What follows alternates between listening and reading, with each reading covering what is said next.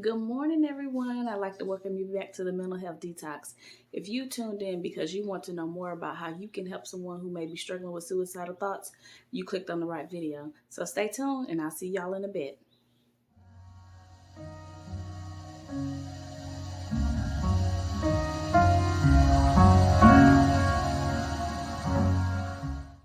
All right, so many of us may have struggled with someone or care for someone, or we ourselves have struggled with dealings of depression. And that is very concerning. It's a very hard mental illness to battle, very common amongst, your average person. However, one significant characteristic of depression is having suicidal ideations or suicidal thoughts. And that is something that is very serious. And you may hear people talk about having suicidal thoughts, or they want to kill themselves or have a desire to die. So in this video, I'm going to walk you through how to identify when there are warning signs for suicide, and then also what you can do to be helpful to someone who may be struggling with suicidal thoughts. Suicide is best defined as a self-inflicted injury or behavior with the intention of killing oneself or to be deceased. The outcome is to be deceased. A suicide attempt is a non-fatal self-inflicted injury with the intention of killing oneself. And suicidal ideations are best defined as the ideas, the planning, the consideration, the thoughts, the repetitive feelings of wanting to kill oneself or a desire or wish to be dead. Okay, so now you know what the definition is. Let's talk about the warning signs. Some warning signs that you may notice with your loved one who is experiencing suicidal thoughts is that they may constantly talk about wanting to die or wanting to kill themselves, or the ideas they have about wishing that they were dead. You may hear it come up in just casual conversation, or when you're asking them how they're doing or what they're thinking about, they may mention these things. Other warning signs is that they may endorse feeling hopeless or helpless. So whatever problem or situation that they're going through, there's no light at the end of the tunnel for them. There's no one that can help them get out of this situation. It's like they're stuck in a deep, dark hole and there's no way out. There's no one that can help them out. It's just no way out of this hole. And so many times people express that as helplessness and hopelessness.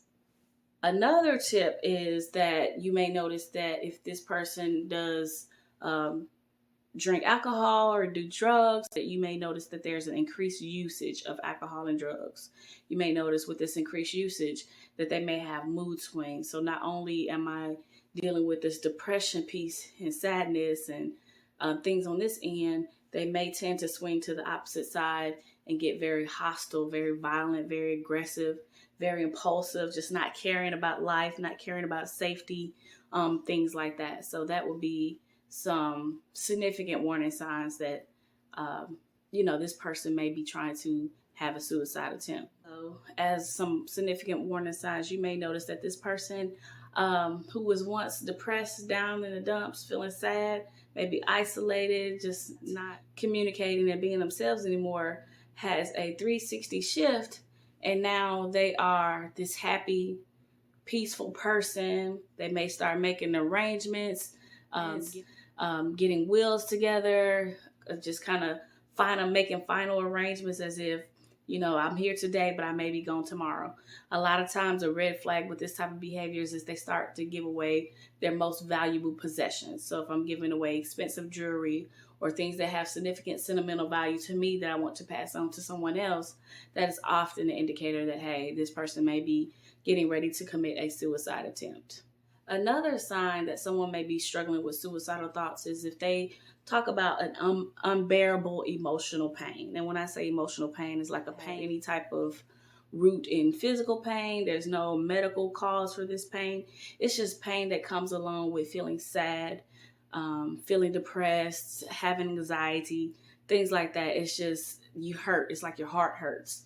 But there's no way to overcome this pain. There's no way to fix this pain. There's no way to aid this pain, just nothing that will make it better. So you may hear them talk about things of pain, or they may have physical pain at this point because of that emotional pain that cannot be cured or fixed. Also, another red flag to look for when it comes to loving someone or caring for someone with suicidal thoughts is that, you want to be sure they weren't any recent diagnosis of a terminal illness. And when I say terminal illness, I'm thinking, stage 4 type cancer or any type of latent phase of a disease where the end result is the person will eventually be consumed by that illness. There's no cure for it. There's no way to relieve it. Basically, it's just they're waiting until their time has come. Okay, so you may be asking yourself, oh my God, I know someone who's experiencing suicidal thoughts. I want to be there. I want to be support. What can I do to help? Well, first and foremost is if that person is in immediate danger of themselves, call 911 or take them to the nearest emergency room.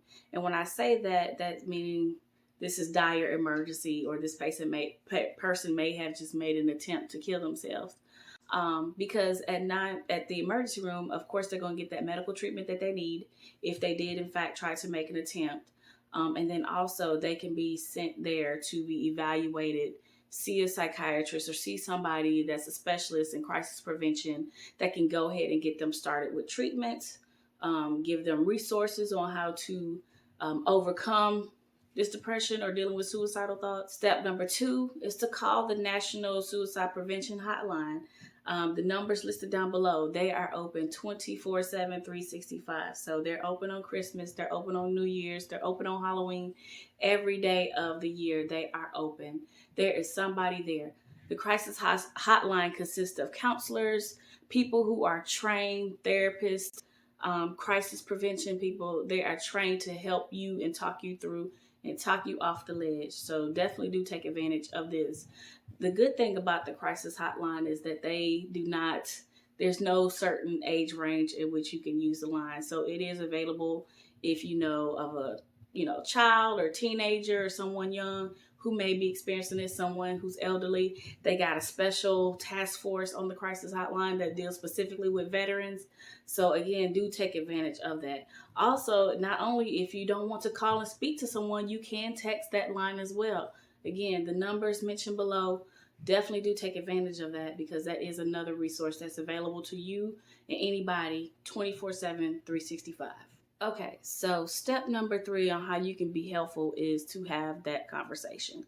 Now, this may be very uncomfortable because this may be the first time you're having to have this conversation, but don't fret. There are ways that you can go about having this conversation. The best approach that you can take to having a conversation with someone about their suicidal thoughts is to be open, be direct. Don't sugarcoat how you're feeling. Tell them, hey, I've never experienced this before. There are things you can do. Have that conversation. Don't let the fear of having a conversation stop you from having that conversation with someone. Correct. Are you having suicidal thoughts? Is this something that you think about all the time? How bad do you want to die? Do you have means of carrying out a suicide attempt? And if they do have means such as firearms, knives, weapons, pills, things that would, if taken in excess or used, could cause them to kill themselves, you want to go ahead and remove those things out of the home and out of their possession as soon as possible. Make that part of your conversation when you're talking. Avoid using I statements altogether. Take you out of it because at the end of the day, it is not about you. It's about this person. It's about communicating openly and also helping them to find a resolution or at least some type of immediate relief through that crisis situation. Okay, so some other approaches that you can take when having this conversation about suicide is to be encouraging. Of course, you don't want to sugarcoat anything. You don't want to be unrealistic, but encourage them, convince them that life is worth living. Find what is keeping them alive. A lot of times, many people say it's my kids, my spouse, my family, my career, my pets, my church, whatever it is that's keeping them alive. Find that, use it in the conversation, and keep bringing it up and reinforcing that, hey, this is something that's purposeful that you're needed for, and these people need you to stay alive. Okay, so some other things that you can do when dealing with someone who may have suicidal thoughts, again, like I mentioned earlier, is to remove the means. Look for that access. If this person recently has purchased guns, or any type of weapons, done things that are part of their plan or their means for committing suicide, find those things. Ask them about them. A lot of people, when they get to that point and they're comfortable in the conversation, they'll be open and honest with you about everything as it relates to that suicide attempt. So you want to go ahead and remove those things out the home, out the way. lock them up, get them to where this person cannot access them until they are ready and in control and no longer feeling like they want to commit suicide. Lastly, what you can do to help someone who may be experiencing suicidal thoughts is, after you've had that conversation, you've gave them resources and referrals, is to follow up. Check in with them after they've received treatment. After they may have went to the emergency room, they may have saw a counselor, they may have started antidepressant medication or whatever the case, and now they're back to their somewhat normal selves. Check in with them. Let them know that you're still there for support. Let them know that you're still available to talk to. Let them know that you still care. That's probably one of the biggest things that you could do to be helpful with someone who may be struggling with suicidal thoughts. Again, I will leave the information in the comment box or the description box for you. Leave me a comment below. Let me know what your experiences are with someone who has suicidal thoughts, or if you yourself has suicidal thoughts. Like I said, I feel like we share and learn much from each other. I don't have all the answers, but I have some answers that may be helpful for you. And I will see you all on the next episode of the Mental Health Detox. Thank you.